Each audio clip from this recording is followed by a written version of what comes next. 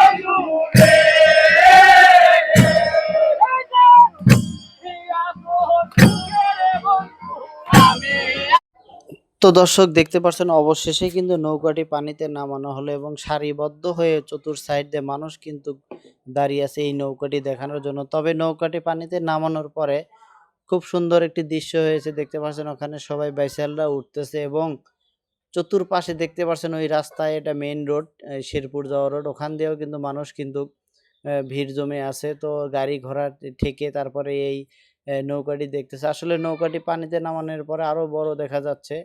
তো আমরা এই ভিডিও করে থাকি সবসময় গ্রামগঞ্জের এই ঐতিহ্য, নৌকাবাজের ঐতিহ্য ভিডিও করে থাকি। তো আপনারা সবাই আমার ভিডিওতে লাইক কমেন্ট করবেন এবং এই ভিডিও ফুল ভিডিও দেখার চেষ্টা করবেন। অনেক মজা আছে এই ভিডিওতে। দেখতে পাচ্ছেন নৌকাটি উজান দিকে নিয়ে যাচ্ছে, নৌকাটি ঘুরাবে এখন।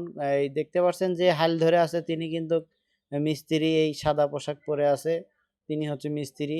তো আসলে এখানে 65 হাত নৌকা, 25 থেকে 26 জোড়া বাইসেল উঠতে পারবে। তো এই যে দেখেন মানুষ পিছন দিয়ে যাচ্ছে, এখানে সবাইকে মিষ্টি মুখ করাচ্ছে। দেখতে পাচ্ছেন অনেকেই পানির কাছে গিয়ে খাড়া আছে। তো আপনারা সবাই ভালো থাকবেন। এই দেখতে পাচ্ছেন এখান দিয়েও কিন্তু অনেক মানুষ, শত শত মহিলারাও কিন্তু এসে ভিড় করেছে এখানে। তো নৌকাটি এই মুহূর্তে নামানো হলো, আমরা এখন চলে যাব বাড়িতে। দেখতে পাচ্ছেন এখানে বেসন ভি অর্থাৎ ধানের চারা সবাই পাড়ায় পাড়ায় যাচ্ছে, নষ্ট করতেছে। এগুলো আসলে অনেক ক্ষতি হচ্ছে। তো সবাই দেখে শুনে আমরা পথ চলবো। ধন্যবাদ সবাইকে। আমি গ্রামগঞ্জের নিউজ থেকে বাসিকুর রহমান বাচ্চু। শেরপুর বগুড়া।